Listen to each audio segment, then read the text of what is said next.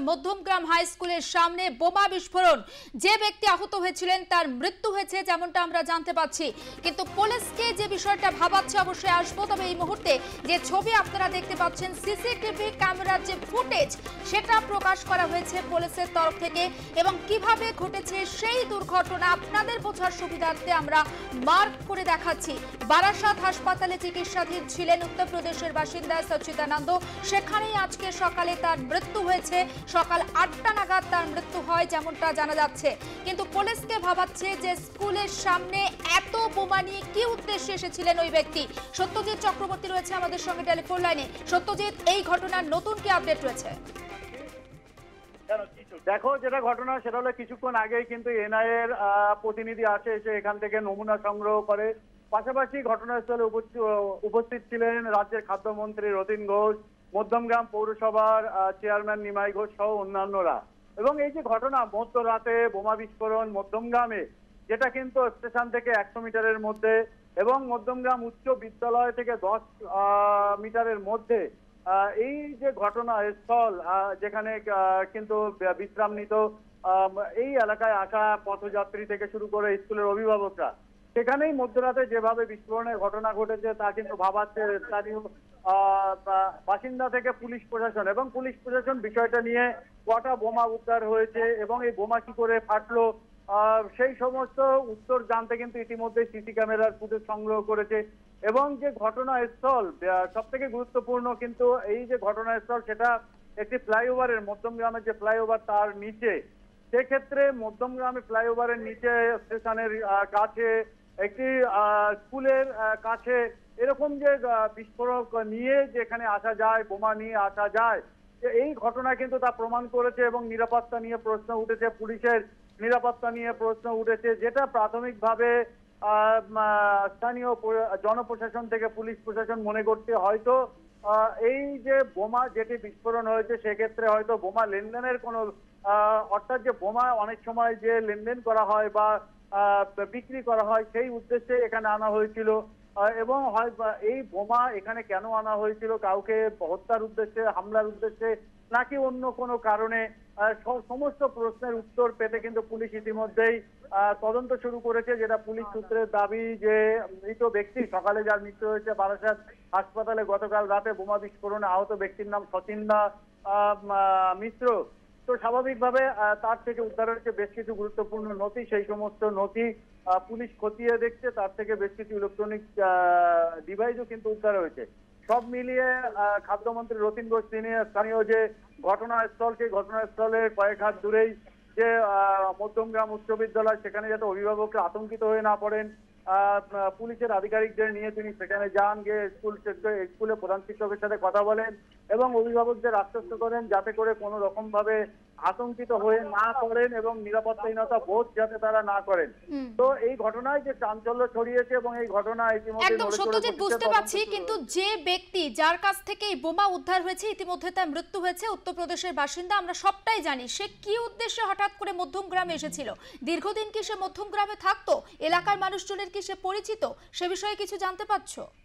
দেখো, সেটা কিন্তু এখনো পর্যন্ত এই যে ব্যক্তি সচিন্দানন্দ মিশ্র, তার বাড়ি কিন্তু উত্তরপ্রদেশে, এবং তার কাছে থাকা একটি ব্যাগ, সেই ব্যাগের মধ্যে কিছু ইলেকট্রনিক ডিভাইস ছিল, একটা ফোন নাম্বার ছিল। পুলিশ সেই সূত্র মারফত খোঁজ শুরু করেছে এখানে কার সাথে যোগাযোগ করেছে এবং কেউ ছিল কিনা সমস্ত কিছু খতিয়ে দেখতে পুলিশ ইতিমধ্যে সিসি ক্যামেরার ফুটেজ কিন্তু সংগ্রহ করেছে।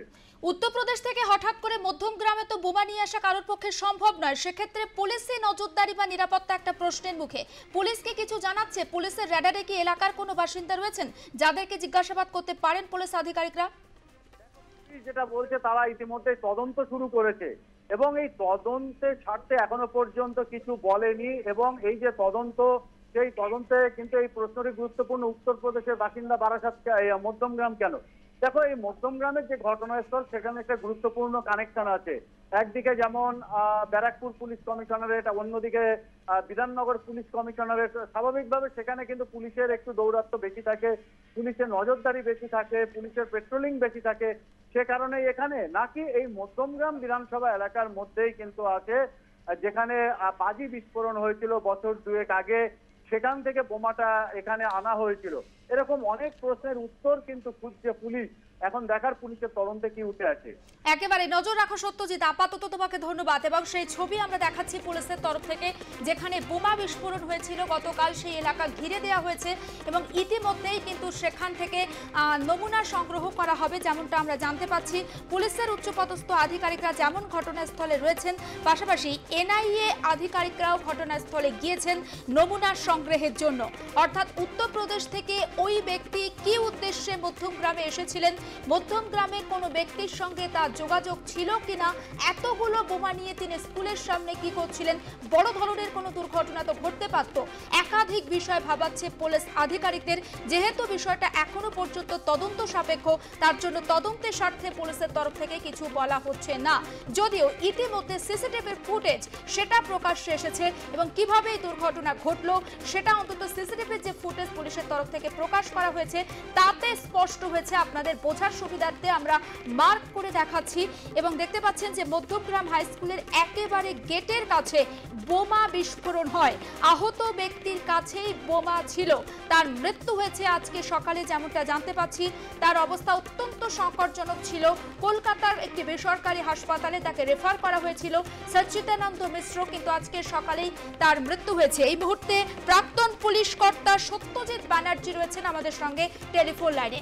সত্যজিৎ বাবু, মধ্যমগ্রাম হাই স্কুলের একেবারে গেটের কাছে বিস্ফোরণ, এক ব্যক্তির মৃত্যুও হয়েছে, কিন্তু প্রশ্ন হচ্ছে উত্তরপ্রদেশের বাসিন্দা ওই ব্যক্তি মধ্যমগ্রামে এসে এত বোমা পেলেন কোথা থেকে? আপনি কিভাবে দেখছেন বিষয়টাকে? আচ্ছা, আপনারা বলছেন হাই স্কুল, এটা হাই স্কুল না স্টেশন? মধ্যমগ্রাম হাই স্কুলের গেটের একেবারেই কাছে।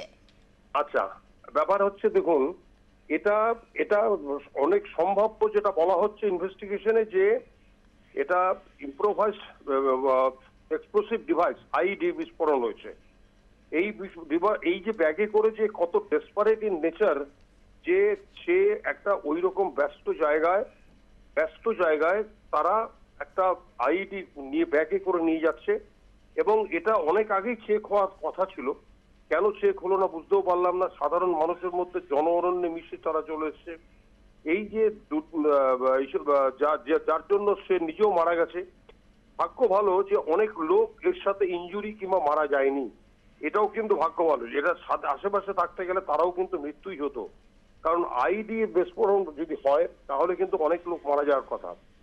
ফরেন্সিক এক্সপার্টরা ইতিমধ্যে হয়তো পৌঁছে যাবে কিছুক্ষণের মধ্যে। তারপর তার থেকে তার যে মারা গেছে তার আইডেন্টিফিকেশন বার করতে হবে, যে লোকটার নাম কি, কোথা থেকে এসেছিল, যে কোথা থেকে অর্থ পেয়েছিল, এইটা বানানোর জন্য একটা যে টাকা লাগে সেই টাকাটা কে দিয়েছিল এবং কাদের জন্য বানিয়েছিল, কাকে হ্যান্ডওভার করার কথা ছিল এই মালগুলো। এই প্রত্যেকটা জিনিস কিন্তু ইনভেস্টিগেশনের টাচের মধ্যে থাকবে। যদি তার মোবাইল থাকে, মোবাইলটাও দেখতে হবে, তার থেকে কোনো ক্লু পাওয়া যায় কিনা, এবং তার যদি হোয়াটসঅ্যাপ থেকে যদি কোনো চ্যাট পাওয়া যায়, যে কোথায় পৌঁছতে হবে মালটা, কাকে দিতে হবে মালটা, এই প্রত্যেকটা জিনিস বার করার দরকার আছে ইনভেস্টিগেশনে। এবং আলটিমেটলি ইন্টেলিজেন্সের মাধ্যমে এই খবরগুলো বার করে দ্রুত নিষ্পত্তি করতে হবে যে লোকটা কাকে নিয়ে যাচ্ছিল, কোথায় নিয়ে যাচ্ছিল, কাকে দেওয়ার কথা আছে এবং অর্থ কিভাবে তাকে কেউ দিয়েছিল। এটা নিঃসন্দেহে একটা বড় কাজ যদি এটা ডিটেকশন করতে পারে, তবে ফরেন্সিক এক্সপার্টরা যা রিপোর্ট দেবে তার উপর অনেক কিছু নির্ভর করে আছে এই কেসে। এটুকুই আমার ছোট করে বক্তব্য। বেশ, অনেক ধন্যবাদ। আমরা কথা বলছিলাম প্রাক্তন deputy commissioner of police Satyajit Banerjee ছিলেন আমাদের সঙ্গে টেলিফোন লাইনে। এবং এই মুহূর্তে যে ছবি দেখাচ্ছি, মধ্যমগ্রামে যে বোমা বিস্ফোরণ স্থল, সেই বোমা বিস্ফোরণ স্থল কিন্তু তদন্তের স্বার্থে পুলিশের তরফ থেকে ইতিমধ্যে ঘিরে দেওয়া হয়েছে। আর অন্যদিকে বিস্ফোরণের মুহূর্ত সেটা আপনাদের বোঝার সুবিধার্থে আমরা মার্ক করে দেখাচ্ছি। মৃত ব্যক্তি সচ্চিদানন্দ মিশ্র, উত্তরপ্রদেশের বাসিন্দা। কি উদ্দেশ্যে সে এখানে এসেছিল, বোমাগুলো তাকে কে দিয়েছিল, কি উদ্দেশ্যে সে বোমা নিয়ে গিয়েছিলেন, গোটা বিষয়টা ভাবাচ্ছে পুলিশকে। ইতিমধ্যেই তদন্তের স্বার্থে কিন্তু পুলিশ বিষয়টা এখনো পর্যন্ত বেশিভাবে প্রকাশ করতে চাইছে না। পুলিশের তরফে এখনো ঘটনার বিবরণ দেওয়া হয়নি। তবে ইতিমধ্যে এনআইএ আধিকারিকরা তারাও কিন্তু ঘটনাস্থলে পৌঁছে গিয়েছেন বা সেখান থেকে তারা নমুনা সংগ্রহ করবেন। তারপর তারা ঠিক কি তথ্য দেবেন, কি কারণে বা কি বিস্ফোরণ হয়েছে, পুরো বিষয়টা কিন্তু জানা যাবে। এবং যেমনটা আমরা জানতে পাচ্ছি যে ব্যক্তি আহত হয়েছিলেন তার কিন্তু মৃত্যু হয়েছে। তিনি উত্তরপ্রদেশের বাসিন্দা, তার নাম সচিদানন্দ মিশ্র।